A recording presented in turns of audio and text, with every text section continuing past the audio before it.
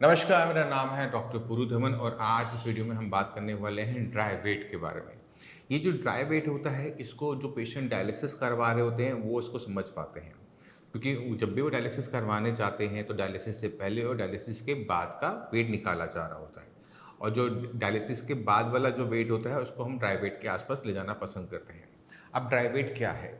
Dry wait वो wait होता है जब आपके शरीर में से जितना भी फ्लूइड है, एक्स्ट्रा फ्लूइड जो है वो निकाल लिया जाए, उसके बाद जो आपका वजन बनता है उसको हम ड्राई वेट कहते हैं। तो जब आपका एक बार ड्राई वेट निकल जाता है, तो उसके बाद जब आप डायलिसिस करवाने जाते हैं, तो कोशिश ये की जाती है कि आपका वजन वापस वही ड्राई वेट पे पहुंच जाए।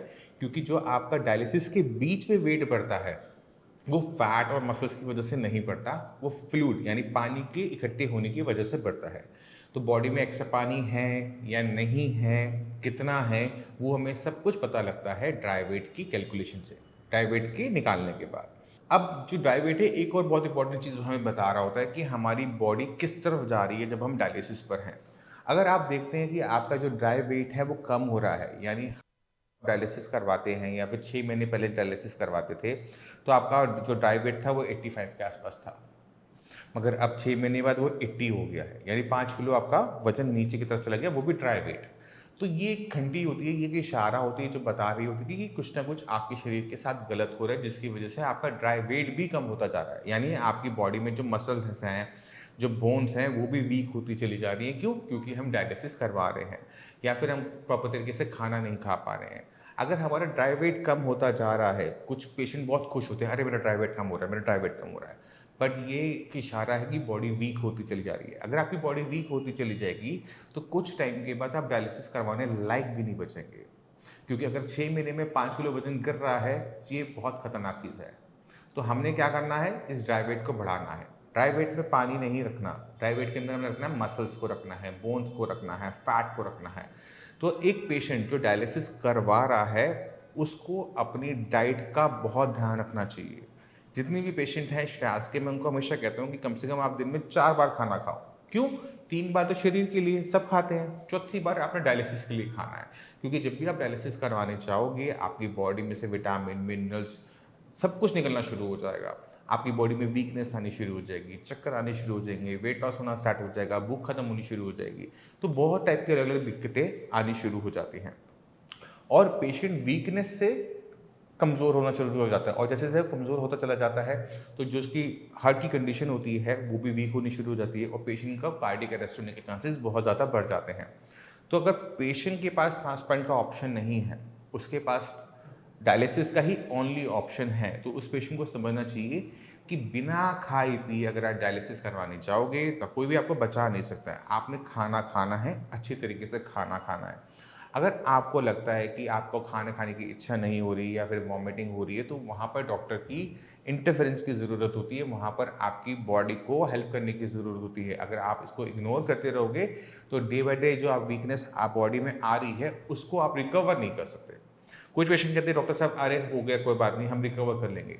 डायलिसिस में क्या है ना कि बॉडी पहले ऑलरेडी किडनी की वजह से वीक हो रही है, ऊपर से हम डायलिसिस करवा रहे हैं, तो ऐसे पेशेंट में ना वीकनेस निकालना ना बहुत इम्पॉसिबल सा हो जाता है। तो आपको ध्यान के रखना है कि अगर आप चलने फिरने में ठीक हो, कोई दिक्कत नहीं हो रही, डायलिसिस में ज़्यादा परेशानी नहीं हो रही, तो इसको मेंटेन करना ज़रूरी है। आपको अपने खाने पे ध्यान देने की ज़रूरत है कि इसमें कितना प्रोटीन ले जा रहे हो, कितने विटामिन मिनरल्स लेके जा रहे हो। क्योंकि अगर बॉडी में डेफिशिएंसीज होनी शुरू हो गई डायलिसिस की वजह से या खाना कम खाने की वजह से, तो उससे कवर अप करना इम्पॉसिबल होता है। क्योंकि जितने भी पेशेंट किडनी फेलियर के होते हैं, उनकी यूरिन के अंदर भी प्रोटीन लीक आउट हो रहा होता है। तो इधर से यूरिन लीक आउट हो रहा है, प्रोटीन लीक आउट हो रहा है, उधर से डायलिसिस हो रहा है, इधर से खाना कम खा रहे हैं, तो आप खुद समझ सकते हो कि शरीर का होगा क्या। तो हमें अपनी बॉडी पे काम करना चाहिए, और वो पूरी बॉडी होती है, वो सिर्फ किडनी नहीं होती है।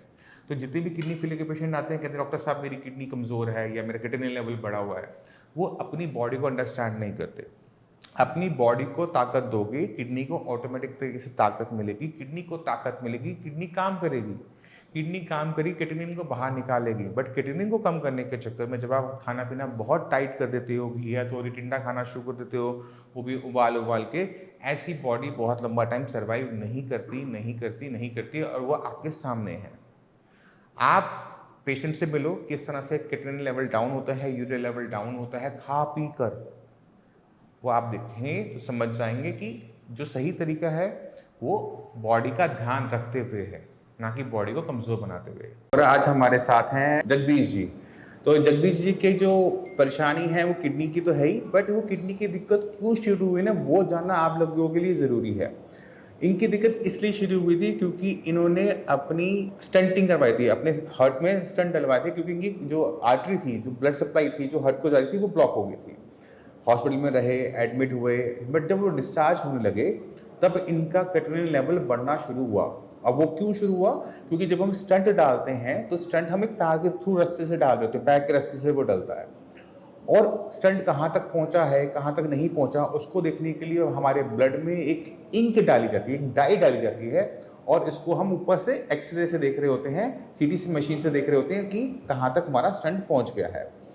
मगर ये जो इंक होती है, ये जो डाई होती है, ये रेडियो एक्टिव होती है। ये आयोडीन का आइसोटोप होता है जो किडनी को बहुत स्पीड से ख़राब कर सकता है, और कुछ केसेस में वो ख़राब करता भी है। जैसे हमें जगदीश जी के केस में देखने को मिला कि उस डाई ने इनकी किडनी को हॉस्पिटल में ही ख़राब कर दिया था। जब हॉस्पिटल में थे तब लेवल कितने थे आपके? 2.7। और फिर वो मेरे पास सब 4 पर आए। 4 पे आए थे आपके पास, यूट्यूब में देखा था मैंने। 2.5 से 4 कैसे पहुंचा? धीरे धीरे पहुंच गया, एकदम पहुंच गया था? दवाई इंग्लिश दवाई चलाती थी। 2.5 था, मेडिसिन खा रहे थे, लेवल रुका नहीं, वो 4 तक पहुंच गया था। हाँ जी। अब कितना लेवल है? हमारा 2.5 है। 2.5 वापस नीचे आ गया। हाँ जी। कितने टाइम में आया? 2 महीने में आ गया। 2 महीने में वापस वो 2.5 पर आ गया है। अभी और नीचे जाना है उसने। हाँ जी। अब लोगों को लगता है कि वो किडनी के मरीज है, खाना बंद कर दें, तो आप क्या खाते हो पहले लोगों को बताओ। कितनी रोटियां खाते हो दिन में? मैं दिन में रोटी खाता हूँ, 10-11 रोटी खाता हूँ। नाश्ते में कितनी करते हो? नाश्ते में 3 रोटी खाता हूँ। हाँ। लंच में 4 खाता हूँ। और फिर 4-5 शाम को खाता हूँ। रात को। आटा कौन सा इस्तेमाल कर रहे हो? गेहूं का या फिर? गेहूं का। जो तो नहीं खा रहे ना? जो मक्का और वही बाजरा, ज्वार, खाली आटे का प्लेन आटा खा रहे हो? हाँ जी। और सब्जियां कौन सी खा रहे हो? सब्जी खा रहा हूँ, घिया, टिंडे, तोरी, भिंडी और फलियां भी खा रहे हो? हाँ जी। और फल कौन से खा रहे हो? फल खा रहा हूँ, एप्पल और वो पपीता। और जो रोटी के लिए मैंने आपको बताया था वो भी बता दो सबको, कैसे रोटियां बना के खाते हो? रोटी मूली घिस के, प्याज घिस के, उसमें भर के। पराठे कहते हैं उसको, सूखे पराठे। सूखे पराठे बिना घी तेल के। अब आपने देखा, किडनी को अगर आपको ठीक करना है उसके लिए आपको अपना खाना पीना छोड़ने की ज़रूरत नहीं होती। खाने पीने की आपको थोड़े से बदलाव करने होते, जैसे जगदीश जी ने किया। जैसे आप गाजर मूली प्याज को कद्दूकस कर लो, उसको या तो आप आटे में गूंथ लो, या फिर उससे आप जैसे हम पराठा बनाते हैं सूखा पराठा टाइप हम बनाएंगे, और हम दिन में जितना खाना चाहें उतना खा सकते हैं। कॉन्स्टिपेशन तो नहीं होती? नहीं, कुछ नहीं होता, खत्म। क्योंकि हमने अपने शरीर के अंदर सब्जियों का जो रेशा लेके गए हैं वो पेट साफ करने में हमारी मदद करता है, और जो हम मल्टीविटामिन जो हमें चाहिए होता है शरीर को, वो भी हमें सब्जियों से मिल रहा होता है। अब आपके 2 महीने में शरीर में क्या बदलाव हुआ ये भी बता दो। उससे पहले क्या दिक्कत थी, वो आप कैसा है? हाँ, ताकत थोड़ी सी पहले कम थी पहले। क्या दिक्कत होती थी?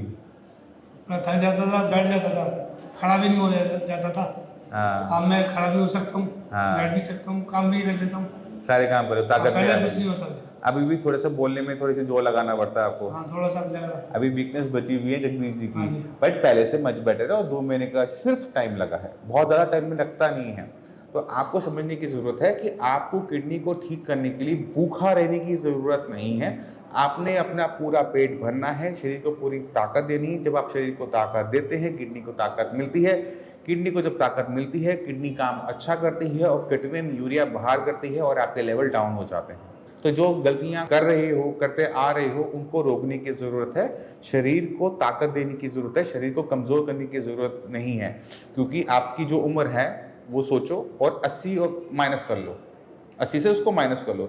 इतने साल आपने अभी और जीना है। अगर आपने अपने आप को कमज़ोर करना शुरू कर दिया तो इतने साल आप नहीं चल पाओगे। अपने शरीर को ताकत दो, किडनी को ताकत अपने आप मिलेगी, किडनी काम अच्छा करेगी, और आपकी जो रिपोर्ट है वो भी सुधरेंगी।